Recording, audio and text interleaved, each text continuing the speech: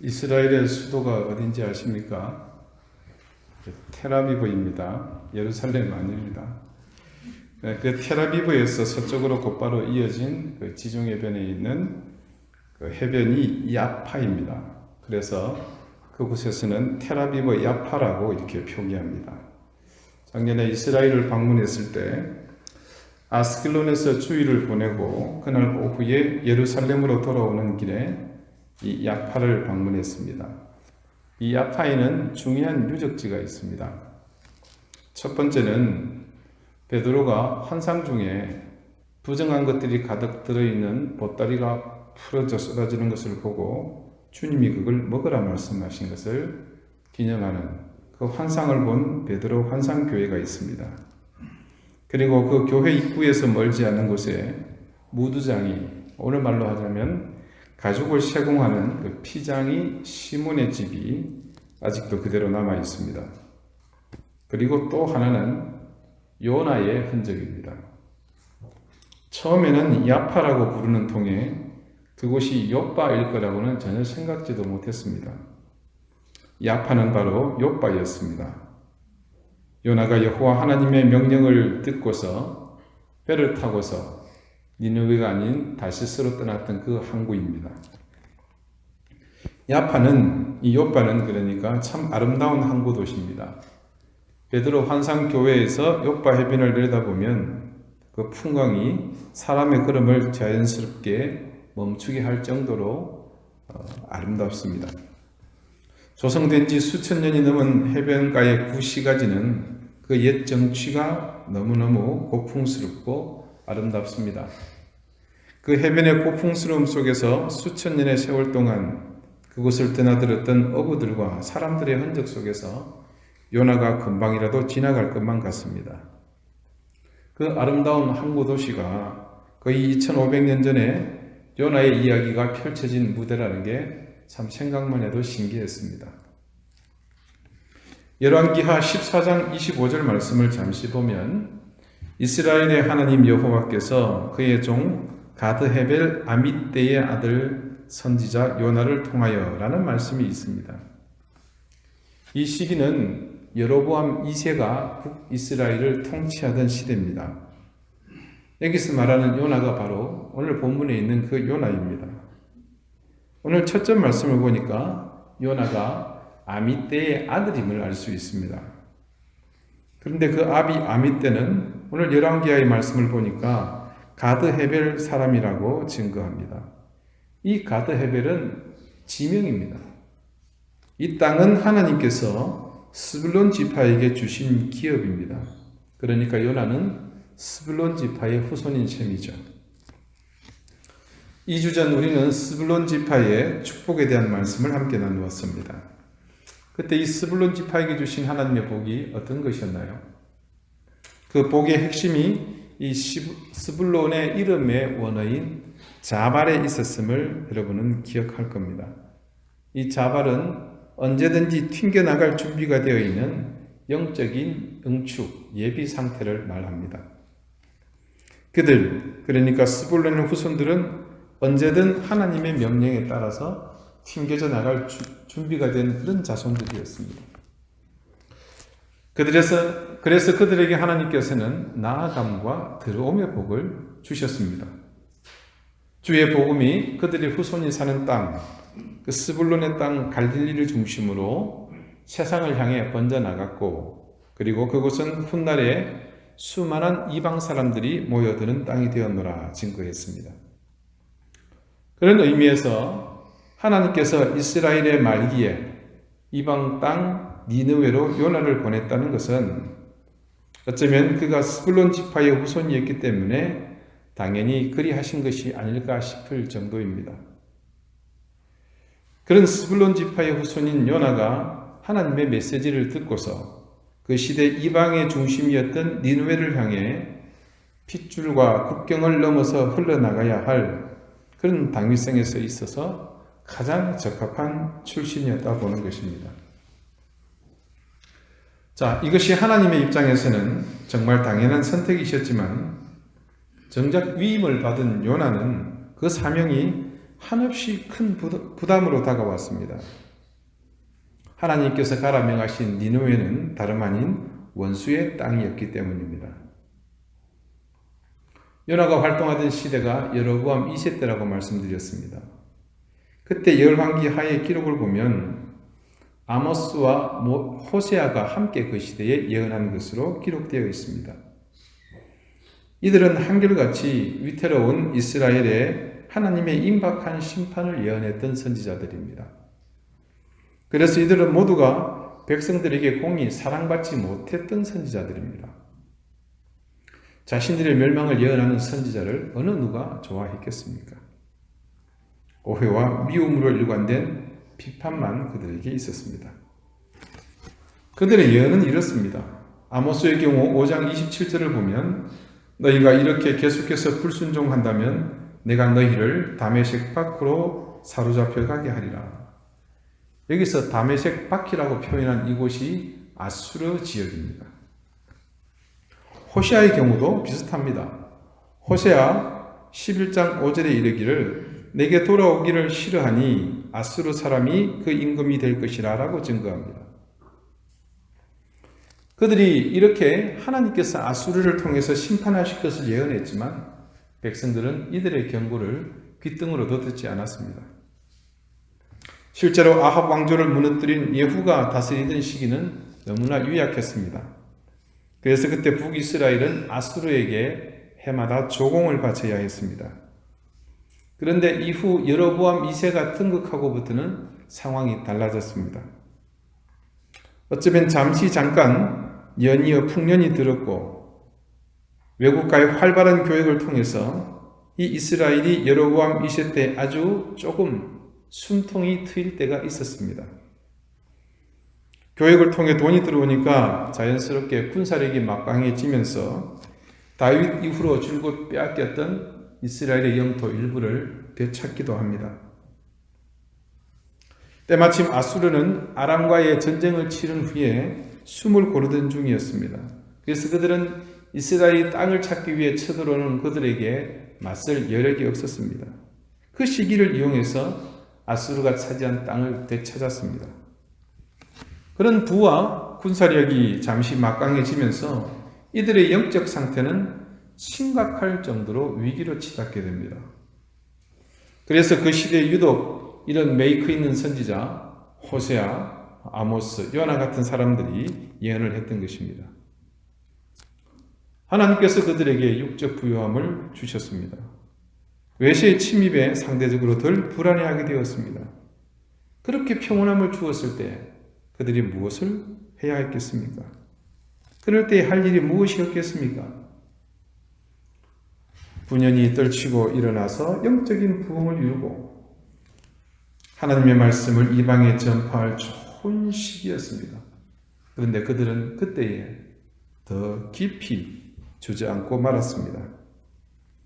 그래서 이 시기에 요나가 그런 자신의 민족에게 예언의 메시지를 전하면 얼마나 좋을까 그렇게 생각했지만 대신에 자신들의 원수 같은 이방 땅으로 가라 이렇게 말씀하신 것은 그야말로 미션 임파서블입니다. 선교 수행 불가입니다. 여러분, 우리가 하나님의 신실한 자녀로 살기를 작정한다면 그분의 은혜로운 말씀은 어떤 방법으로든 우리에게 임하게 되어 있습니다. 그래서 우리가 전심으로 갈망하면 하나님은 신실한 말씀으로 응해 주시면서 우리가 당하고 있는 이 공고함을 해결해 주십니다. 그런데 그 임하시는 하나님의 말씀이 때로는 우리에게 이전에 경험해 보지 못한 갈등 속으로 우리를 초대하는 경우도 있습니다.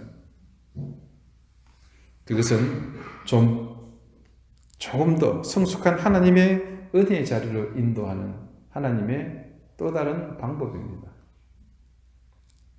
요나에게 임한 목적지, 이 니느웨는 바로 하나님의 말씀이 그렇게 임한 좋은 예입니다. 혹 여러분 중 이 요나의 니느웨를 경험하고 있는 분이 있다면 불안해하지 마십시오. 안심하십시오. 하나님의 말씀은 결코 우리를 그런 갈등 가운데 내버려 두시지 않을 것이기 때문입니다. 주님께서 우리에게 그런 갈등을 허락하셨다면 그것은 분명 이유가 있기 때문입니다.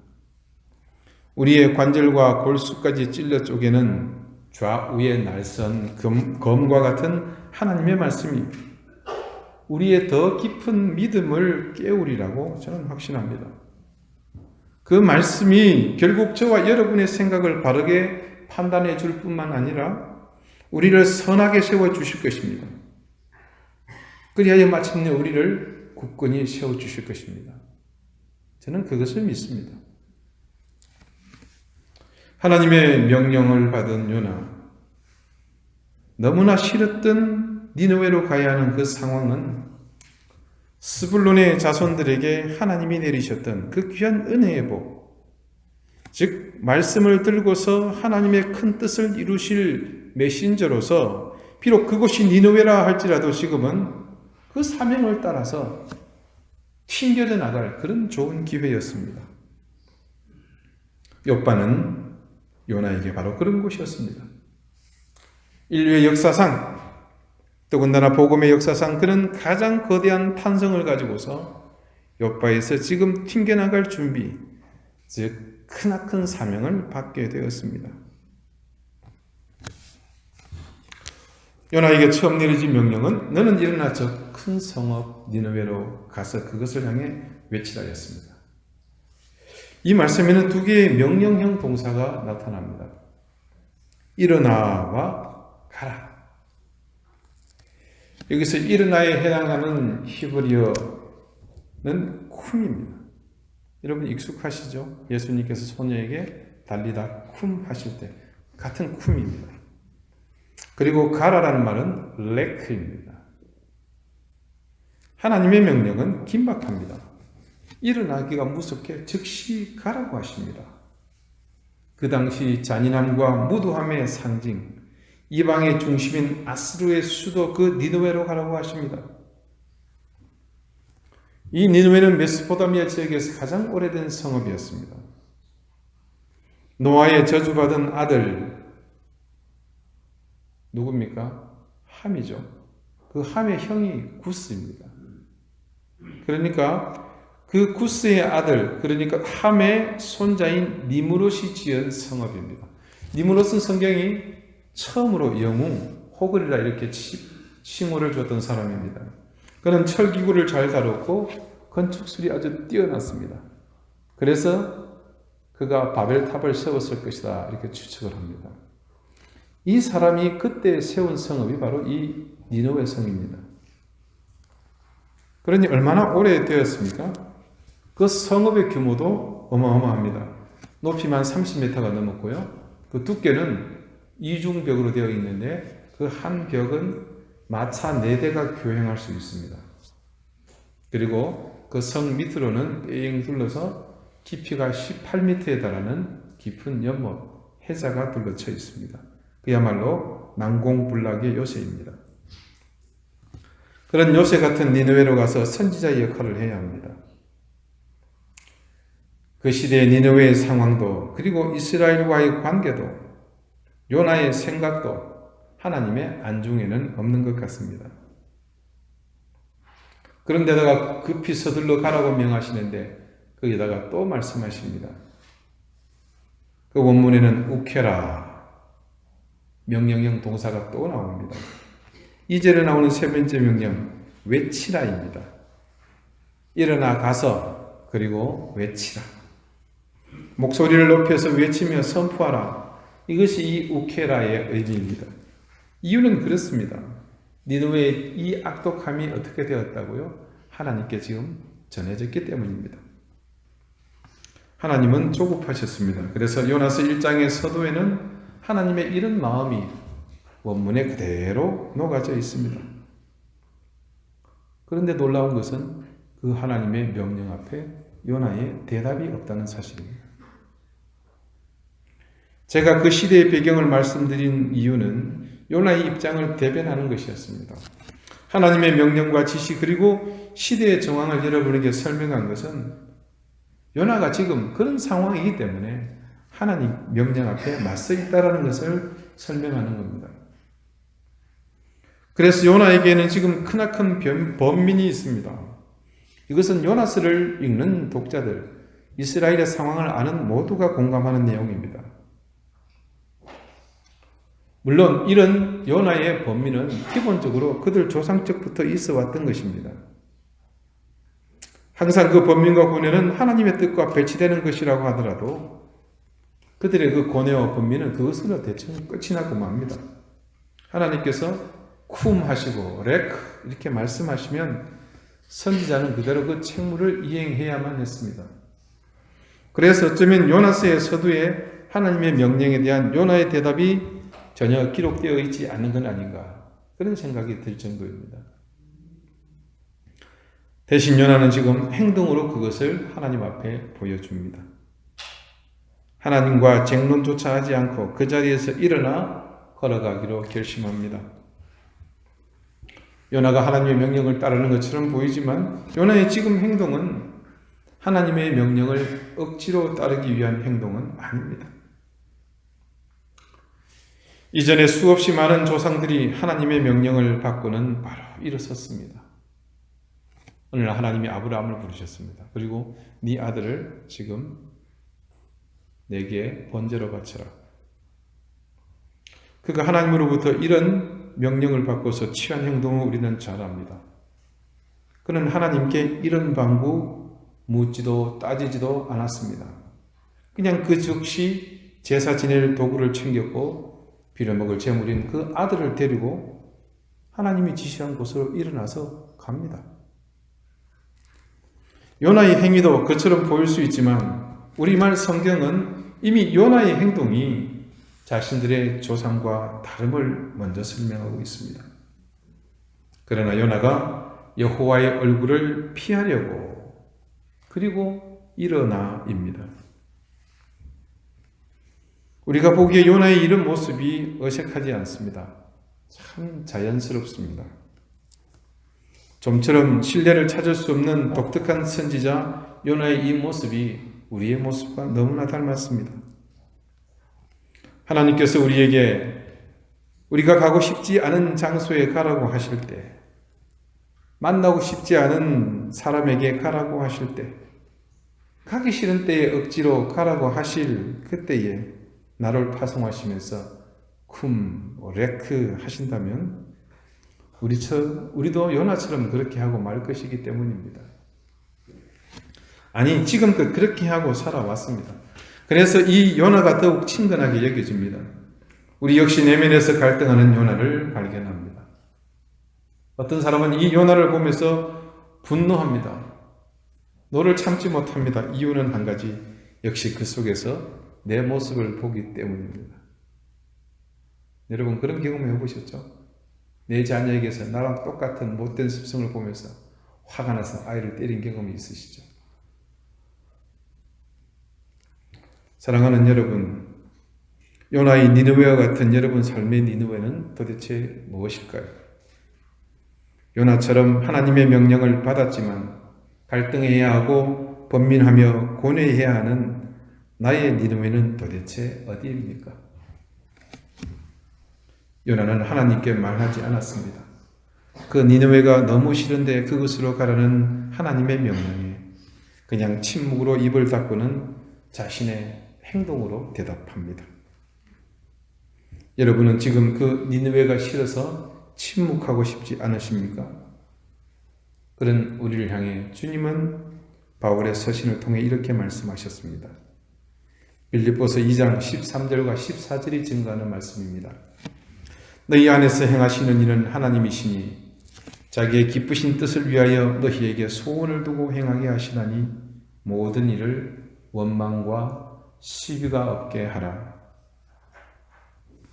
그냥 하나님께 지금 가기 싫은 니느웨를 쌓고 끙끙대지 말고 그냥 풀어내 놓으십시오. 솔직하게 말하라는 것입니다. 우리는 자녀들에게 그렇게 기대하지 않습니까? 하기 싫은 일을 그냥 마음에 담고 끙끙대는 것보다 그냥 하기 싫다고 내게 말하렴. 주님은 우리를 향해 그렇게 기다리십니다. 내가 주님이 두려워서 아무 말도 하지 않는 것보다 차라리 정죄되지 않은 그 마음일지라도 그냥 털어내놓기를 기다리십니다. 하나님께서 분명 말씀하셨는데 우리가 대답하지 않는다면 그것은 그냥 하나님의 독백으로 끝나고 맙니다. 그러나 하나님은 오늘 우리에게 그렇게 말씀하시기를 원치 않습니다. 그분은 독불장군처럼 독재자처럼 우리를 다루시지 않기 때문입니다. 빌립보서 2장의 말씀처럼 그분은 우리와 그런 친밀한 교제를 나누기 원하시고 우리가 솔직히 도움을 구할 때 긍휼을 베푸시는 분이십니다. 우리에게 소원을 두고 행하게 하시는 하나님은 모든 일을 원망과 시비 없이 마무리하실 것을 믿고 우리의 마음을 여과 없이 그대로 고백하기를 원하십니다. 여러분, 우리는 때로 너무나도 쓸데없는 그런 착각 속에 살 때가 많죠. 지금 이 시대는 아브라함과 같은 사람이 필요한 때가 아닙니다. 하나님은 우리 가운데에서 사도 바울을 찾고 계신 것이 아닙니다.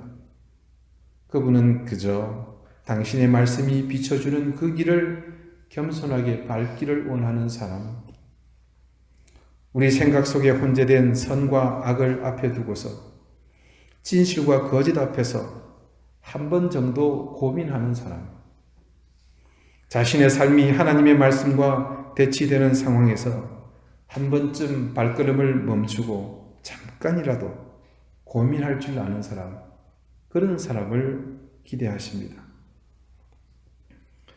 하나님은 우리가 요나의 니느웨로 갈등하시길 원치 않으신다고 말씀드렸습니다. 그분은 그런 갈등으로 우리가 실족하는 것을 원치 않으십니다. 여러분, 모든 것을 다 할 수 있다고 자신하지 마십시오. 아무것도 할 수 없다고 시작도 하기 전에 포기부터 하지 마십시오.